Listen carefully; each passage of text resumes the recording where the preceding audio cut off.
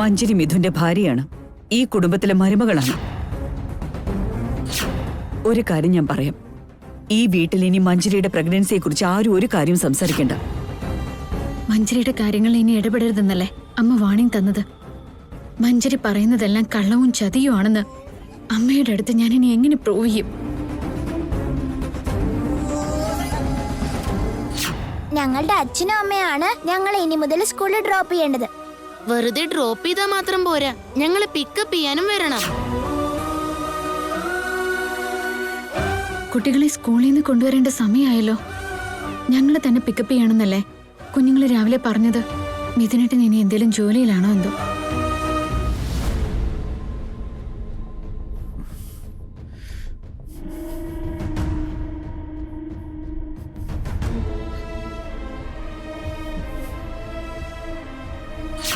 Yes, madam. It's confirmed. She's pregnant. ഇനി നീ തെളിച്ചു പറ, നമുക്കിടയിലൊന്നും സംഭവിച്ചിട്ടില്ലെന്ന് വിശ്വസിക്കുന്നുണ്ടോ?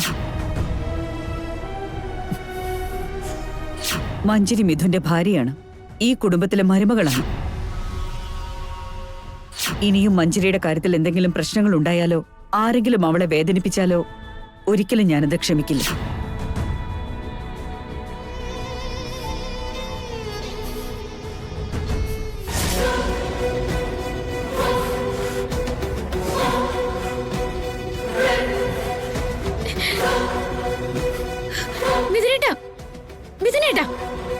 എന്താ മിഥുനേട്ടാ ഇത്? എന്താ ഇരുന്ന് കാണിക്കുന്നെ? എന്തിന്റെ പേരിൽ ഇങ്ങനെ സ്വയം ഇരുന്ന് ശിക്ഷിച്ചുകൊണ്ടിരിക്കുന്നെ? തെറ്റ് ചെയ്തവരെന്തായാലും ശിക്ഷ അനുഭവിച്ചില്ലേ മതിയാകും. മിഥുനേട്ടന് ഒരു തെറ്റും ചെയ്തിട്ടില്ല. അത് ഇനി എങ്ങനെ തെളിയിക്കാൻ പറ്റും? അത് ഞാൻ തെളിയിക്കും മിഥുനേട്ടാ. ഞാൻ ചെയ്ത തെറ്റിന്റെ പേരിൽ ശിക്ഷ അനുഭവിക്കുന്നത് നീ കൂടിയ മേഘനെ. ഞാൻ കാരണം ഇപ്പൊ നീ കൂടി വേദനിച്ചോണ്ടിരിക്കുക. എനിക്കിത് സഹിക്കാൻ കഴിയുന്നില്ല.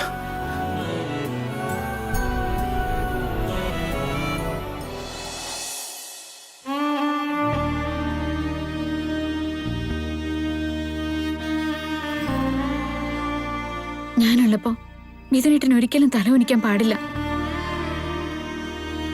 ഞാൻ മിഥുനേട്ടന്റെ ജീവനാണെന്നല്ലേ പറഞ്ഞേ? ഞാനാണ് മിഥുനേട്ടന്റെ ജീവിതം എന്നും പറഞ്ഞില്ലേ? ഞാൻ ഈ ജീവിതത്തിലില്ലെങ്കിൽ മിഥുനേട്ടന് ആ ജീവിതം വേണ്ടെന്ന് പറഞ്ഞില്ലേ?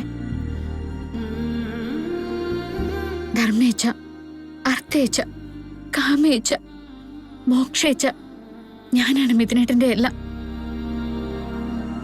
കല്യാണത്തിന് വേദമന്ത്രങ്ങളൊക്കെ ജപിച്ചല്ലേ എന്റെ കഴുത്തിൽ താലി കെട്ടിയത്. ഇന്ന് അതെല്ലാം സത്യമാണെന്ന് മിഥുനേട്ടൻ തെളിയിക്കുന്നുണ്ട്. ഞാൻ അതിലൊക്കെ ഒരുപാട് സന്തോഷിക്കുന്നുണ്ട് മിഥുനേട്ടാ.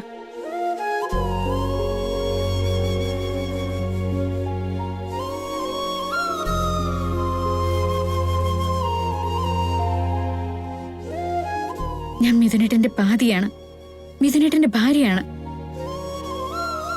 ജീവൻ പകത്ത് തന്നത് എനിക്കല്ലേ? മിഥുനേട്ടൻ ചെയ്യുന്ന തെറ്റുകളിലും ശരികളിലുമെല്ലാം ഞാനും ഒരു ഭാഗം തന്നെയാണ് മിഥുനേട്ടാ. ഒരു ഭാര്യ എന്ന നിലയിൽ മിഥുനേട്ടന്റെ അഭിമാനം കാത്തു സൂക്ഷിക്കുക എന്നത് എന്നും എന്റെ ധർമ്മമാണ്. സുഖമാണെങ്കിലും ദുഃഖമാണെങ്കിലും മിഥുനേട്ടന്റെ കൂടെ നിൽക്കുക എന്നുള്ളതാണ് എന്റെ കടമ.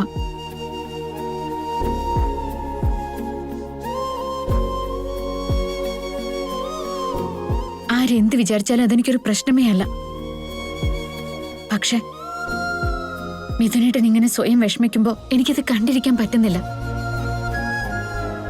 ദയവ് ചെയ്ത് മിഥുനേട്ടനൊന്ന് സമാധാനമായിട്ടിരിക്കെ. സമയം ശരിയല്ല എന്ന് മാത്രം വിചാരിച്ചാ മതി. ഇതെല്ലാം മാറും മിഥുനേട്ടാ. മിഥുനേട്ടന്റെ കൂടെ ഞാനുണ്ടാവും. മേഘനെ,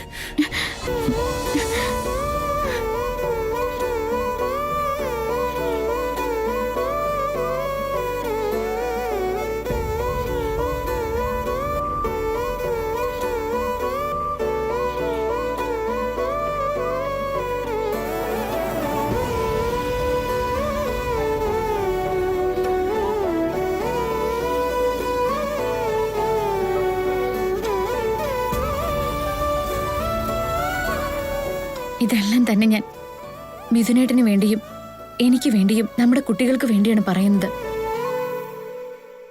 മിഥുനേട്ടൻ ഇങ്ങനെ ഇരുന്നാ അത് നമ്മുടെ കുട്ടികൾക്ക് ഒരുപാട് വിഷമമുണ്ടാക്കും. നമ്മുടെ കുട്ടികൾ ഒരിക്കലും ഈ കാര്യങ്ങളുടെ ഒന്നും പേരിൽ വിഷമിക്കാൻ പാടില്ല. അവരുടെ ഭാവിയെ ഇതൊന്നും ബാധിക്കാതിരിക്കാനായി നമ്മുടെ വിഷമങ്ങളൊക്കെ അവരുടെ മുന്നിൽ മാറ്റിവെക്കണം. അത് സത്യമേഘനെ. കുട്ടികൾ വിഷമിക്കാനുള്ള സാഹചര്യം ഒരിക്കലും ഉണ്ടാവാൻ പാടില്ല. നീ പറയും പോലെ തന്നെ ചെയ്യാം. സമീപം തന്നെ ഒരുപാടായി. കുട്ടികളെ സ്കൂളിൽ നിന്ന് കൊണ്ടുവരേണ്ട സമയമല്ലേ? ഞാൻ പോയി കൊണ്ടുവരാം.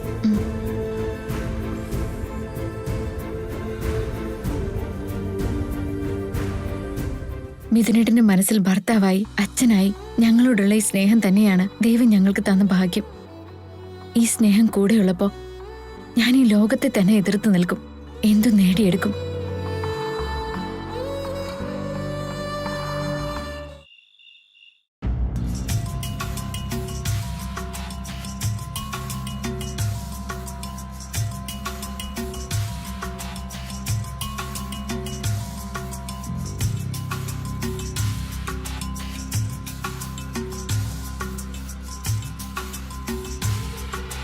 ആന്റി, ഇത് വർക്കൗട്ട് ആവും തോന്നുന്നുണ്ടോ? അരുണിമ എന്ന ബ്രഹ്മാസ്ത്രം നിന്റെ കൈ തന്നെ ഉള്ളപ്പോ ഒന്നും നടക്കാത്തതായിട്ടില്ല മഞ്ജരി. ആ അസ്ത്രത്തെ നന്നായി ഉപയോഗിച്ചപ്പോഴാണ് നടക്കാത്ത കല്യാണം നടന്നു എന്ന് പറഞ്ഞ മിഥുന്റെ ഭാര്യയായത്. അതും പോരാഞ്ഞിട്ട് ഈ കുടുംബത്തിന്റെ മരുമകളുമായി മേഘനയെ 2ാം സ്ഥാനത്തേക്ക് തള്ളിക്കളഞ്ഞു. അതുപോലെ കുട്ടികളെ നമുക്ക് മാറ്റി നിർത്താൻ കഴിയും. എന്നിട്ട് നീ മിഥുന്റെ അടുത്ത് തന്നെ സെറ്റിൽ ആവുകയും വേണം. പക്ഷേ കുട്ടികൾ അങ്ങനെ മാറ്റി നിർത്തുന്നതിന് മിഥുൻ സമ്മതിക്കില്ലല്ലോ. അരുണിമ ചേച്ചി പറഞ്ഞു കഴിഞ്ഞാ ജയദേവേട്ടൻ പോലും കേൾക്കാതിരിക്കില്ല. അപ്പൊ മിഥുന്റെ കാര്യം പറയണോ?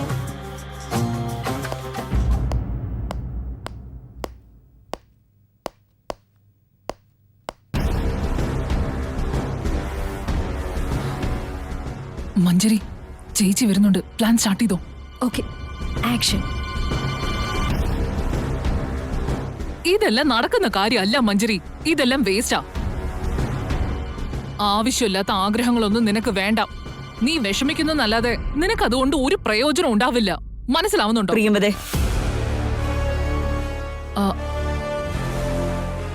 അയ്യോ ചേച്ചി, ചേച്ചി വന്നോ? എന്തിനാ മഞ്ജരിയെ വെറുതെ വഴക്ക് പറയുന്നേ?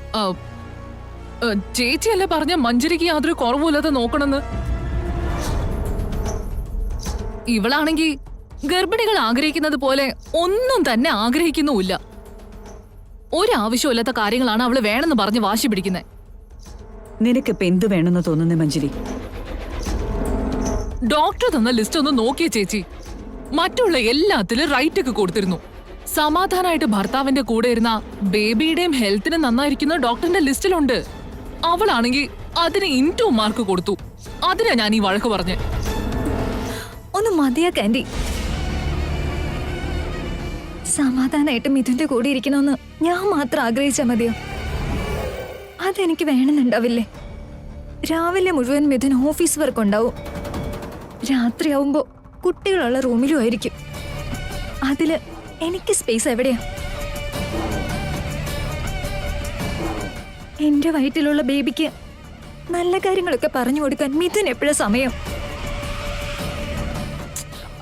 അങ്ങനെയൊന്നും അല്ല മഞ്ജരി. കുട്ടിയുടെ ആരോഗ്യത്തിന് വേണ്ടിയല്ല ഡോക്ടർ അങ്ങനെ പറയുന്നത്. ഡോക്ടർ അങ്ങനെ ഒരുപാട് കാര്യങ്ങൾ പറയൂ ആന്റി. പക്ഷെ പ്രാക്ടിക്കലായിട്ടെല്ലാം നടക്കണമെന്നില്ലല്ലോ. അതെല്ലാം നടക്കും മഞ്ജരി.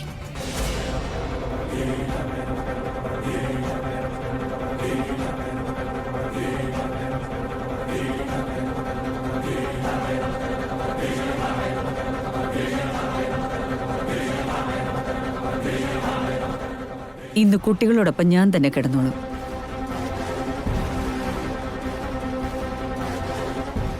മിഥുന്റെ വർക്കിനെ ഡിസ്റ്റർബ് ചെയ്യാതെ നീയും അവന്റെ കൂടെ ടൈം സ്പെൻഡ് ചെയ്തോളൂ.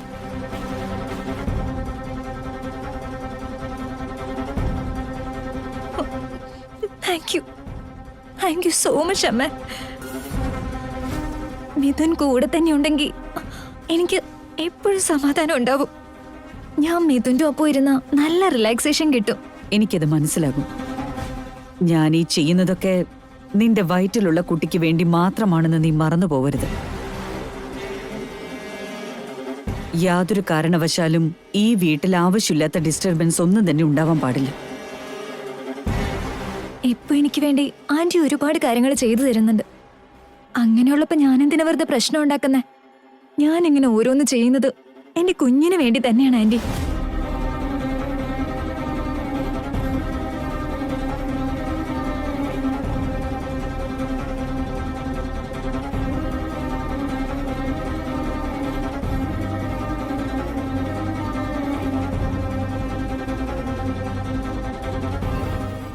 Take care.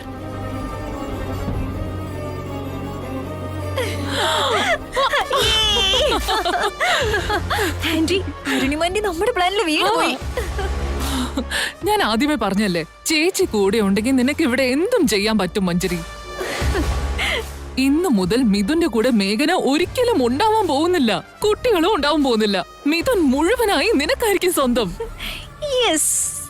വന്നേ, നിന്റെ ലഗേജ് മുഴുവനും മിഥുന്റെ റൂമിലേക്ക് ഷിഫ്റ്റ് ചെയ്യും. കണ്ടില്ലേ വിവേക്, ചേച്ചിയും മിഥുനേട്ടനെ മാത്രം അകറ്റിയാ പോരാ, കുട്ടികളെ അകറ്റണമെന്ന് അവരുടെ ആഗ്രഹം. അതോർത്ത് എനിക്ക് നല്ല വിഷമമുണ്ട് ചാരു. എല്ലാം കണ്ടു നിൽക്കുക എന്നല്ലാതെ ഒന്നും ചെയ്യാൻ കഴിയുന്നില്ലല്ലോ. അല്ല വിവേക്, ഞാൻ കുട്ടിയായിരിക്കുമ്പോ മുതല് ചേച്ചി എന്റെ കാര്യങ്ങളൊക്കെ നോക്കിയത്. നാളെ ഞാനൊരു അമ്മയായി കഴിഞ്ഞാ ആ ഭാഗ്യവും എനിക്ക് തന്നത് ചേച്ചി തന്നെയായിരിക്കും. അങ്ങനെയുള്ള എന്റെ ചേച്ചി ഇത്രയും വലിയ പ്രശ്നത്തിൽ പെട്ടിരിക്കുന്നത്. ഈ ഭാരങ്ങളൊക്കെ എന്റെ ചേച്ചി ഒറ്റയ്ക്കാ വലിക്കുന്നത്. വേഗം തന്നെ എന്തെങ്കിലും ചെയ്ത് ചേച്ചിയുടെ ഈ പ്രശ്നങ്ങളൊക്കെ ഒന്ന് തീർത്തേ പറ്റൂ. മഞ്ജരി എന്നൊരു രാക്ഷസി ഇല്ലായിരുന്നെങ്കിൽ വല്യേട്ടന്റെ ജീവിതത്തിൽ ഒരു പ്രശ്നം ഉണ്ടാവില്ലായിരുന്നു. ഈ രാക്ഷസിയെ കുടുംബത്തിൽ നിന്ന് പുറത്താക്കിയാലേ എല്ലാം ശരിയാവുള്ളൂ. ഇന്നലത്തോടെ മഞ്ജരിയുടെ എല്ലാ ശല്യങ്ങളും തീർന്നെന്നാ വിചാരിച്ച്. പക്ഷെ അവസാന നിമിഷം നമ്മൾ വിചാരിക്കാത്തതുപോലെയല്ലേ സംഭവിച്ച്. അതെങ്ങനെ സംഭവിച്ചത് എനിക്ക് ഇപ്പോഴും മനസ്സിലാവുന്നില്ല ചാരു. അതുവരെ നെഗറ്റീവായിരുന്ന ആ റിപ്പോർട്ട് അത്ര പെട്ടെന്ന് എങ്ങനെ പോസിറ്റീവായത്? മഞ്ജരി അത് എങ്ങനെയോ മാനേജ് ചെയ്തത് തന്നെയാണ് വിവേക്. പക്ഷെ അത് പ്രഗ്നൻസി ടെസ്റ്റ് ആയിരുന്നെന്ന് മഞ്ജരിക്ക് അറിയില്ലായിരുന്നല്ലോ. അറിഞ്ഞിരിക്കാനാണ് സാധ്യത. ആ ലാബിലേക്ക് അവള് നേരിട്ട് ഫോൺ ചെയ്ത് അവരെ ഭീഷണിപ്പെടുത്തി കാണും. ഇല്ലെങ്കിൽ കാശ് വല്ലതും കൊടുക്കാന്ന് പറഞ്ഞു കാണും. അങ്ങനെയാണെങ്കിൽ മഞ്ജരിയുടെ ഫോണോ മോമിന്റെ ഫോണോ കിട്ടിക്കഴിഞ്ഞാൽ നമുക്ക് കോൾ ഡാറ്റ ചെക്ക് ചെയ്യാലോ. എന്തെങ്കിലും ഇൻഫർമേഷൻ കിട്ടാതിരിക്കില്ല. വാ ചാരു. വാ നമുക്ക് നോക്കാം. ചാരു, മോം വരുന്നതിന് മുമ്പ് ഫോൺ എവിടെയെന്ന് കണ്ടുപിടിക്കേ. ശരി വിവേക്.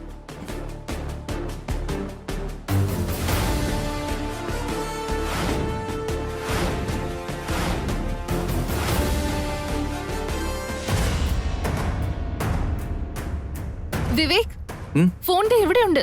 ആ, ദാ വേഗം നോക്ക്. ഇങ്ങതാ. ഫോൺ ലോക്കാണല്ലോ. മോമിന്റെ പാസ്വേഡ് എന്താണെന്നും എനിക്കറിയില്ല. പാറ്റേൺ ട്രൈ ചെയ്തൂടെ? അതിന്റെ പാറ്റേൺ എനിക്കറിയണ്ടേ. ഒരുപാട് തവണ യൂസ് ചെയ്യുന്ന ഫോണല്ലേ, നമുക്ക് പാറ്റേൺ മനസ്സിലാവും. ഫോണിൽ ഒന്ന് സൂക്ഷിച്ചു നോക്കി നമുക്ക് ട്രൈ ചെയ്യാം.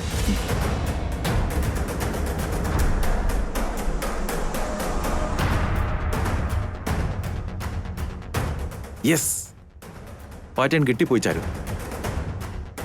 പാറ്റേൺ ഞാൻ കണ്ടുപിടിച്ചു. എന്നെന്നാണ് മോം ഫോണിന് പാറ്റേൺ ഇട്ടിരിക്കുന്നത്.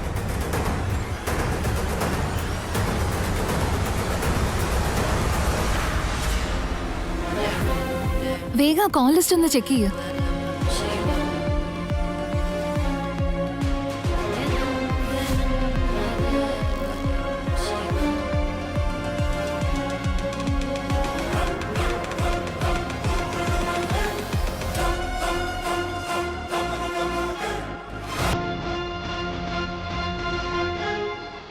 വിവേക്, അമ്മയും മഞ്ജരിയും വരുന്നുണ്ട്.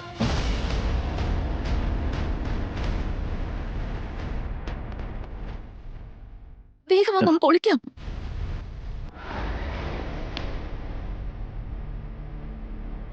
ശരിക്കും നമ്മൾ വിചാരിച്ചതൊക്കെ നേടിയെടുത്തു മഞ്ജരി. അതെ ആന്റി, എത്രയോ നാളായി വെയിറ്റ് ചെയ്തിരുന്ന രാത്രി എനിക്കിന്ന് കിട്ടാൻ പോവാ. മിഥുനും ഞാനും, ഞങ്ങൾക്കിടയിൽ ഇനി ആരും ഉണ്ടാവില്ല. അരുണിമ ചേച്ചി കാരണം നിനക്ക് നല്ലൊരു അവസരം ലഭിച്ചിരിക്കുന്നത്. ഇനി മിഥുൻ നിന്റെ കൈവിട്ട് പോവാൻ പാടില്ല. ഇനി ഒരിക്കലും നിങ്ങൾക്കിടയിൽ മറ്റാരും വരാതെ നോക്കണം. Sure aunty. ഇപ്പൊ മിഥുനീന്ന് കുട്ടികളെ നമ്മൾ അകറ്റിയിരിക്കുക. എത്രയും പെട്ടെന്ന് തന്നെ മേഘനയെ ഞാൻ അകറ്റിയിരിക്കും. ഈ കുടുംബത്തിലെ മൂത്ത മരുമകൾ എന്ന സ്ഥാനം എനിക്കായിരിക്കും. കിരീടവും ചെങ്കോലും എടുത്ത് മഹാറാണിയാകും ഞാൻ. അരുണിമ ചേച്ചി കൂടെ ഉണ്ടെങ്കിൽ നിനക്ക് ഇവിടെ എന്തും ചെയ്യാൻ കഴിയും. അധികാരമൊക്കെ നിന്റെ കൈ കിട്ടിക്കഴിഞ്ഞാ എന്നെ നീ മറക്കരുത്. ആന്റിയെ ഞാൻ എങ്ങനെ മറക്കാൻ ആന്റി? ആന്റി എനിക്ക് അമ്മയ്ക്ക് തരികയല്ലേ? നിന്റെ അമ്മയോട് നിനക്ക് അത്ര സ്നേഹമൊന്നും ഉണ്ടായിരുന്നില്ലല്ലോ. അവർക്കുണ്ടായ ആക്സിഡന്റ് പോലും നീ നിനക്ക് അനുകൂലമായിട്ട് മാറ്റിയെടുത്തില്ലേ? ഞാൻ ഇതുവരെ എന്തൊക്കെ ചെയ്തിട്ടുണ്ടോ അതെല്ലാം മിഥുന് വേണ്ടി ആന്റി. എന്റെ ആഗ്രഹങ്ങളൊക്കെ സാധിക്കുന്നത് ഇന്നാ. ഇതുവരെ ഞാൻ എന്തൊക്കെ ചെയ്യണമെന്ന് ആഗ്രഹിച്ചിട്ടുണ്ടോ എല്ലാം ഞാൻ ഓരോന്നോരോന്നായി ചെയ്യാൻ പോവാ.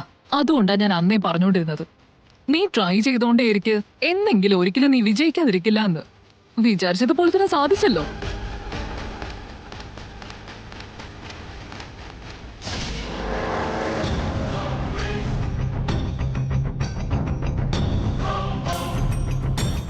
ഫോൺ ഇങ്ങനെ എവിടെ വന്നത്? ഞാൻ അവിടെ മാറ്റിവെച്ചതാണല്ലോ. ഈ മുറിയിലേക്ക് അതിനാരെങ്കിലും വന്നിട്ടുണ്ടാവോ ആന്റി? ഈ മുറിയിലേക്ക് ഇപ്പൊ ആര് വരാനാ? ഇവിടെ എങ്ങും ആരെയും കാണുന്നില്ലല്ലോ. നമ്മൾ വരുന്നതിന് മുമ്പ് തിരിച്ചു പോയിട്ടുണ്ടാവും. വാ ആന്റി, ആരാ നോക്കാം.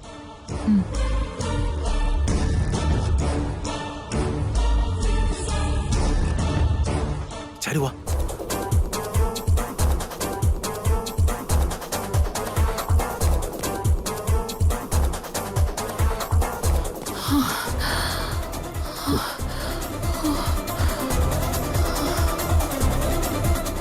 മോമിന്റെ ഫോണിൽ ഞാനൊരു അൺനോൺ നമ്പർ കണ്ടതാ. പക്ഷെ അത് കോപ്പി ചെയ്യാൻ പറ്റിയില്ല ചാരു. ഇനി എന്ത് ചെയ്യും? മഞ്ജരിയുടെ ഫോൺ കൈ കിട്ടണം. ആദ്യം ഈ കാര്യം നമുക്ക് ചേച്ചിയോട് പറയാം. ശരിയാ, വാ.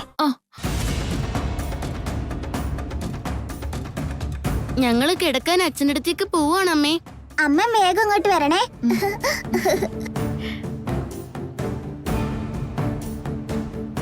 ചേച്ചി,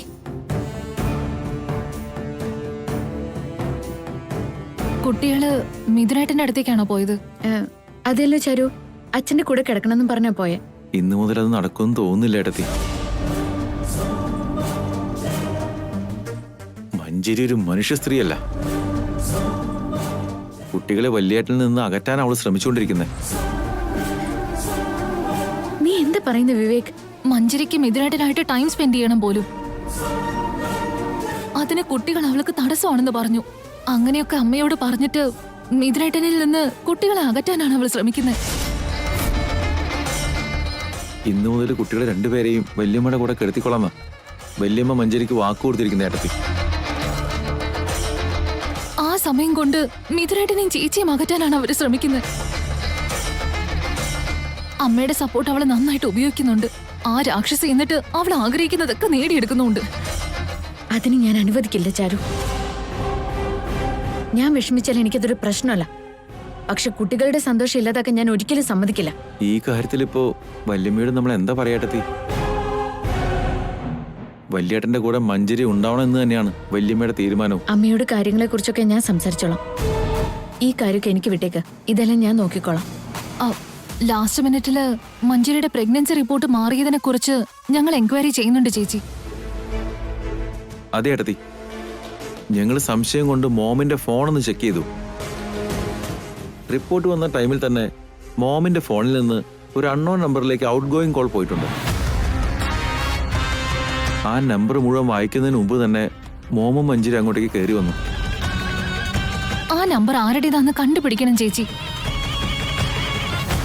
വിവേകിന്റെ അമ്മയും മഞ്ജരിയും ചേർന്ന് ആ സമയത്ത് ആരെ ഫോൺ ചെയ്തേന്ന് കണ്ടുപിടിച്ചേ പറ്റൂ. അതിന്റെ ആവശ്യമില്ല ചാരു. മഞ്ജരി പ്രഗ്നന്റ് ആണെന്നുള്ള റിപ്പോർട്ട് വന്നപ്പോ തന്നെ ആ റിപ്പോർട്ട്സ് അവർ മാറ്റിയതാണെന്നുള്ള കാര്യം പ്രൂവ് ആയില്ലേ? അത് അവര് തന്നെ എങ്ങനെയോ മാനേജ് ചെയ്താണെന്നും നമുക്ക് മനസ്സിലായി. ഈ കാര്യങ്ങളൊന്നും അങ്ങനെ വെറുതെ തള്ളിക്കളയാൻ പാടില്ലെടുത്തി. വല്യമ്മ ഈ കാര്യങ്ങളെല്ലാം അറിഞ്ഞേ പറ്റൂ. മഞ്ജരിയുടെ ഗർഭത്തിന്റെ കാര്യത്തിൽ ഇനി ഇടപെടരുതെന്നാണല്ലോ കഴിഞ്ഞ ദിവസം അമ്മ എല്ലാവർക്കും വാർണിംഗ് തന്നത്. അങ്ങനെ വിട്ടുകളയുന്നത് എങ്ങനെയാ ചേച്ചി? അമ്മ സത്യങ്ങളൊക്കെ അറിഞ്ഞല്ലേ പറ്റൂ. വേണമെന്നുണ്ടെങ്കിൽ ഞാൻ തന്നെ വല്യമ്മയുടെ ഇതൊക്കെ സംസാരിക്കാട്ടെത്തി. മഞ്ജരിയുടെ കള്ളത്തരങ്ങളൊക്കെ പുറത്തു വരണം. അതൊന്നും വേണ്ട വിവേക്. ശരിയായ തെളിവുകളില്ലാതെ എടുത്തു ചാടി ഒന്നും ചെയ്യാൻ പാടില്ല. അത് മാത്രല്ല, അമ്മയുടെ കണ്ണിൽ നിങ്ങൾ ആരും ഒരു തെറ്റുകാരായിട്ട് മാറരുത്. ഇപ്പൊ അമ്മയാണെങ്കിൽ നമ്മളെയൊക്കെ കൂടുതൽ മഞ്ജരിയാണ് വിശ്വസിക്കുന്നത്. ഇങ്ങനെയുള്ള സമയത്ത് നമ്മൾ കുറച്ചുകൂടി ശ്രദ്ധിച്ചേ പറ്റൂ. അളന്നും തൂക്കി മാത്രം സംസാരിച്ചാൽ മതി.